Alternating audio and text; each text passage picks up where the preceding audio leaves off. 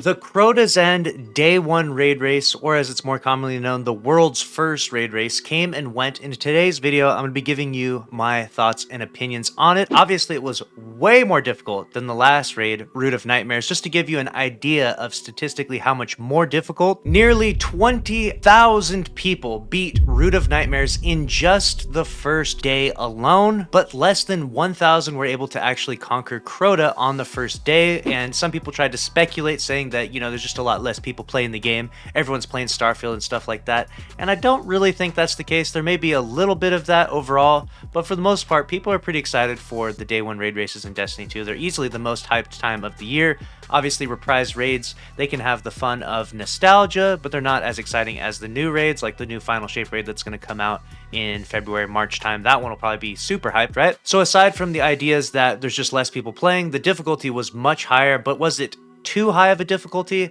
I would say that the difficulty was fun and challenging for myself.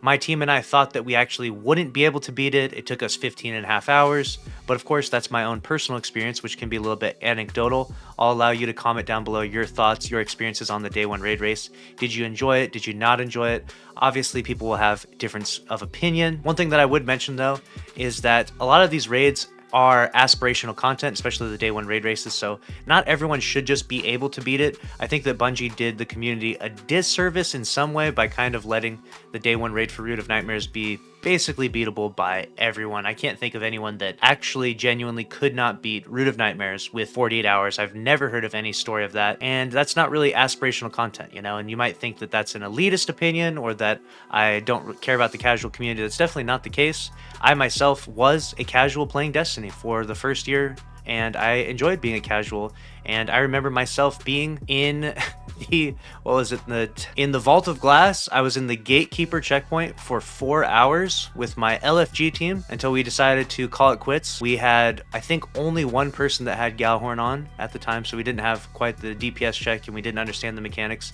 So I understand aspirational content better than anyone else, honestly, because I was like, wow, this was really hard. And instead of feeling defeated by the fact that I couldn't beat Vault of Glass, that I couldn't beat the Gatekeeper checkpoint, I was like, I want to learn how teams do this. I want to learn what they do, what weapons they use, how to make this happen.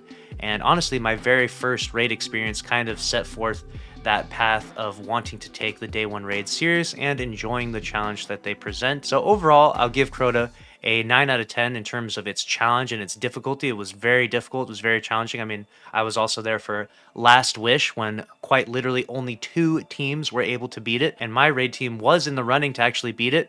We were at Riven when we finally just called it quits at the 23-hour mark. We were like, yeah, this is not happening, because we realized that there was Riven, and then we were told that there was an encounter afterwards that we would have to do, and we're like, there's no way we're gonna beat Riven and then also pull off this encounter afterwards, so we're just gonna call it quits here at 23 hours into Last Wish. And so we ended up never getting that emblem, but I don't look back at that experience and think, wow, I'm really salty, Bungie really screwed us over there with that one, or anything like that. I look back at that experience and I think, wow, there were teams that beat it. Like, I could get better, I could do better, and I want to do better, and I want to get better. I want to have better loot, and I want to take it serious, and I want to beat it the next time it's that difficult. And fast forward until now, I mean, this one is probably one of the more difficult ones. Garden of Salvation was a really good one too. Like 100 teams beat it, and my team was one of them. Definitely very proud of that. That's why I rocked the Garden Emblem for a while. And now Crota is here. Super difficult. Sure, more people beat it, but I think this was probably more difficult. I think this is probably the most difficult contest mode since Last Wish. And I don't know if many people would argue that, because it was brutal. It was very, very tough. Watch attack, guys, watch attack. He's gonna pop soon, be careful. He's gonna pop the well in the next attack. Heal, It's heal. gone. You have to Heal block. now. What about Oversoul? I broke Oversoul. You already got it, you already got it. Come on, 8 come on, seconds, come on, guys, 8 come on, seconds, come on. go, Keep go, him, go. keep him. I got my super. Keep him. Let's go, baby. Let's go. Woo! I just got my super. I can hit him with it. Yeah, dude. Oh, Okay, finally, that's dude. That's a little too That's a long. lot. Back, front. Oh, let's go. Obviously, we're in a different time and a different era in terms of our weaponry and how strong we are and how powerful we are.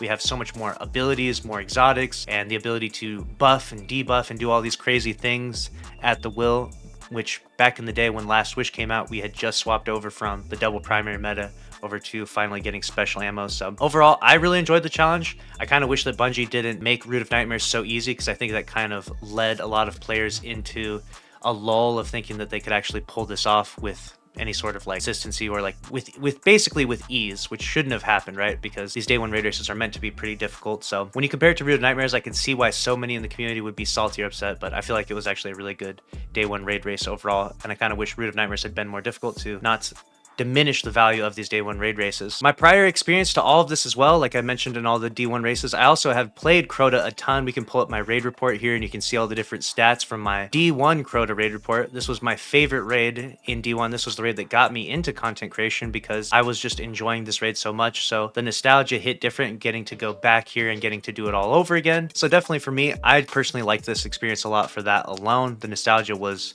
big for me. Another issue that we commonly see plague these day one raid races are the error codes, and we've seen that in Vow of the Disciple is probably the worst one we've ever had with error codes. Thankfully, we saw very little of that. There were an error code from time to time. There was a game crash from time to time, but there's really no controlling that, especially when you have people playing for, you know, like I said, my team took 15.5 hours. I've known many people that said that they stayed up for 30 hours straight trying to beat this, and there's just no way of controlling, you know, error codes, game crashes, and stuff like that. It's going to happen. It's a part of playing video games, and it's very unfortunate when you would have that clear and then you get the error code, but at least it wasn't as bad as previous times. Bungie was able to get everyone into the raid pretty fast, do the raid, very minimal error codes, so I feel like overall error code wise they did really well. It is pretty crazy to see the modern era of raid races and rankings, and we see these crazy teams that can pull it off really fast, but I think that for a lot of people out there, there's a lot of casuals that just like to play the game for fun and they play Destiny for entertainment. Not everyone has to be a super sweaty PvE guy. Like, you know, obviously we've got Salto Greppo and their team, they're really crazy and really good, but they're just really talented. They're a really good team, and congrats to them on getting another world's first. I think that's pretty epic overall. And if you feel like you didn't enjoy this raid race, you know, try to think of it as an aspirational moment to get you ready, to get you prepared for the final shape. Joe Blackburn himself said that they upped the difficulty of this one to make it more difficult to test for the final shape. And so what they're going to do is read the feedback from the community.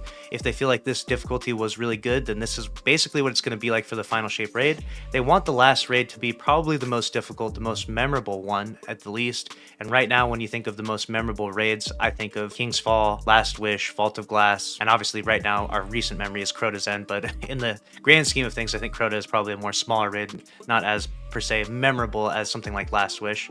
And I think that the final shape raid will probably be comparable to this difficulty. So if you actually want to beat it in those 48 hours, you're going to have to take it pretty serious from then. You're going to have to grind for good builds, good god rolls, and everything, which is why, of course, you're going to want to be subscribed to this channel because we're going to be bringing you all that spicy content. If you enjoyed this video, smash the like button and click on the screen here. I'll be reading your thoughts and comments down below. As always, thanks for watching, and I'll see you in the next one. Later.